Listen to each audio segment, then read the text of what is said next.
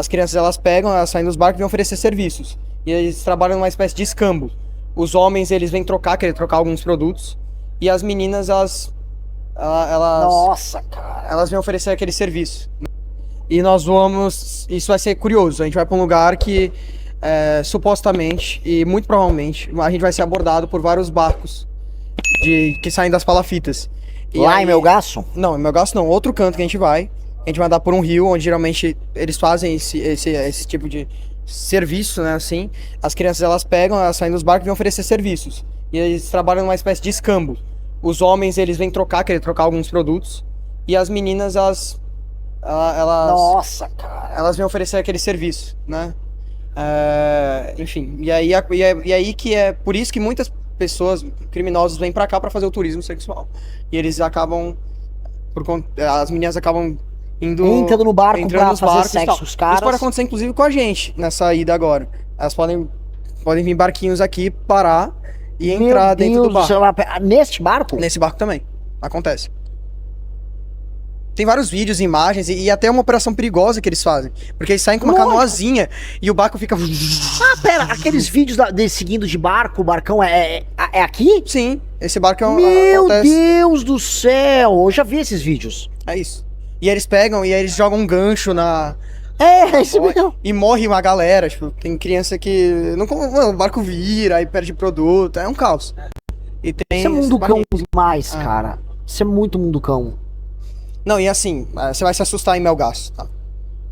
Eu fui antes, eu conversei com algumas famílias. Marajá do Sena e Melgaço.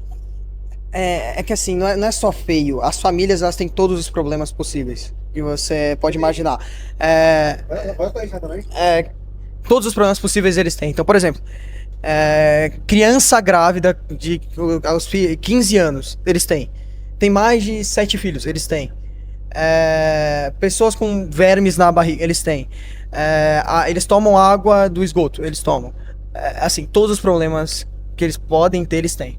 Sabe, as famílias, elas são desse jeito. Eu visitei lá, e amanhã você vai ter a oportunidade de conhecer uma mulher que ela mora sozinha, porque o marido foi comprar cigarro e não voltou mais em Belém. Né? Ela ainda acha que ele vai voltar, mas tipo, ela falou pra mim que ele tá 1 ano, que ela espera ele de volta. Eu falei, tá bom então. E ela tem 2 filhos, e os 2 filhos são autistas. E ela vive umas condições muito precárias. E ela é isso aqui, assim, a finura dela. E os meninos batem nela, e é um caos. Mundo cão, é o inferno, sabe? na terra. E eu olhei aquilo e falei, nossa, cara, foi desesperador pra mim, assim, sabe? Então, assim, é um choque de realidade muito grande. Muito grande, sabe? Eu acho que só você pra ir lá e ver, assim, de verdade. Cara, Que nem contando você vai entender. Existe um Brasil muito difícil de resolver, né? Assim, você, Pedrinho, você já é um homem público. O que você diria que política pública dá pra implementar num caso desses? Não, é realmente complicado, sabe? Porque assim, essas pessoas... Porque elas tão- muito boa parte é cultural delas. Talvez elas nem queiram que melhor tem isso, Elas não sabe? querem alterar a dinâmica de vida delas, elas estão presas naquilo. Eu acho meio assustador, Não, cara. e o fato dessas pessoas terem se acostumado com um absurdo. Então, às vezes, elas nem entendem que aquilo é um absurdo. Não. Sabe? É muito complicado, porque são tantos patamares. Agora sim, um negócio que aqui é um fato. Aqui precisa acabar essa cadeia de turismo sexual e exploração sexual de menores. Sim. Isso precisa. Essas famílias têm medo disso. Elas têm filhos e elas não querem que os seus filhos sejam Deixa eu fazer uma pergunta bem séria. As famílias realmente se importam com isso? Sendo bem sincero. Eu fui atrás disso. Existe 2 tipos de famílias aqui. Existem as famílias que insistem para que essas crianças vão lá, porque elas precisam de uma certa renda. Sim, então assim, as mães só não ligam. Os casos que a gente ouve falar é que a família mesmo alicia Que a as família crianças. vai. Tem esses casos. Só que tem um outro lado. Tem também os casos das mães que têm medo de seus filhos serem sequestrados, por exemplo. Né? Que, por exemplo, a gente vai visitar uma família que a filha foi sequestrada. Né? Que é um caso que marcou aqui toda a região. E aí, enfim, você foi sequestrado com esses fins e nunca mais apareceu. Nem o corpo acharam. Né? Então, existe também esse medo em algumas famílias aqui. Eu acho, de verdade, que a grande maioria não liga e vai ganhar um dinheiro aí. Vem trazer renda. Mas tem a parte das pessoas que acha isso um absurdo e que Sim. tem medo de perder os seus filhos. Sim. Né? Então, assim, acontece algo muito bizarro aqui. E isso precisa ser resolvido. Eles têm esse medo. Eu acho, assim, tudo que eu ouço falar sobre Marajó, de todas as testemunhas oculares, o Arthur teve lá, né, e relatos, eu vi vídeos, quando a gente mistura com essa história de Epstein, fica tudo muito bizarro. E quando você fala, mas Renan, o Epstein teve olho nisso, bom, tem até uma frase famosa do Epstein que ele disse que as pessoas dessa região, dessa mistura de norte e nordeste, ele falou que são as pessoas mais feias do mundo, por que ele se interessa por isso? Que é um lugar de aliciar menor. Então o Epstein deve ter mandado vir aliciar crianças aqui na região. E é um negócio muito desgraçado. Não, né, e aqui tem umas coisas bem sombrias, assim. Tem relatos de sequestro para venda de órgãos. Tem umas matérias que falam disso também. É uma região muito carente, muito humilde, e pessoas vêm aqui e se aproveitam. Agora sim, é assustador o número de crianças de 14 e 15 anos grávidas. Não, a taxa de gravidez na adolescência na região norte é bizarra. A região norte, ela apresenta essa parte de abuso sexual, acho que ela é recorde no Brasil. É a região do abuso sexual. E tem outra parte. Para além de famílias que incentivam, existe o maior abuso que tem, que é dentro da própria família. Sim. Então é do tio com a sobrinha mais nova. Sim. Né? Então, isso é o que mais acontece. Eu acho que é bizarro. É grotesco. É grotesco. E é uma cultura muito primitiva que tinha aqui. E esse é o problema do ficar defendendo o primitivismo, né? A boa parte da esquerda, que se vai se colocar contrária, eu não consigo imaginar que, assim, que boa parte dos esquerdistas sejam a favor desses absurdos. Mas eles são a favor do primitivismo, da vida primitiva. E, cara, a vida primitiva, ela é horrível. A vida primitiva, pra quem tá nos assistindo, ela nos traz gravidez na adolescência, ela nos traz abuso sexual de criança, ignorância, pobreza, doença parasitária. A vida primitiva é uma bosta. A vida primitiva é uma bosta. Viver em termos primitivos é horrendo. E essas pessoas aqui, elas são, vamos dizer, não só forçadas, mas tudo as leva a viver de maneira primitiva. E, cara, não queira viver de maneira primitiva. Tudo que é primitivo é horrível, cara.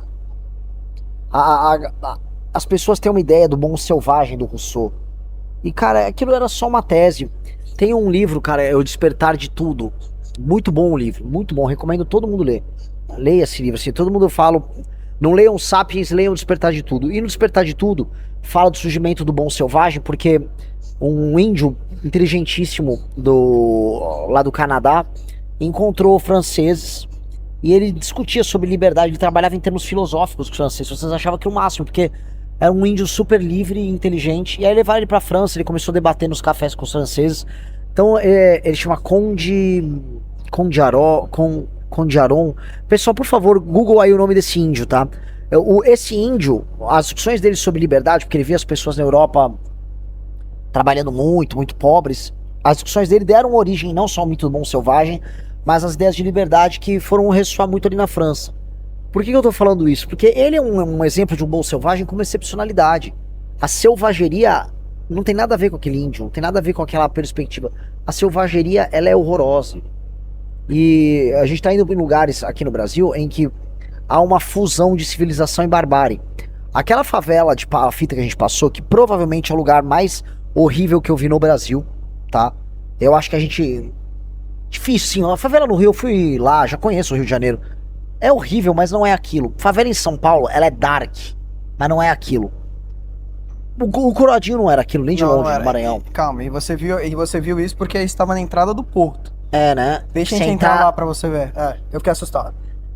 Aquilo é a coisa mais horrenda e imunda que existe. Então aquilo é tipo assim, 10% de civilização pra 90% de barbárie. E onde tá a civilização? Tá no Wi-Fi que as pessoas têm acesso, tá no fogão que elas têm, tá no gás que elas colocam na cozinha da casa delas.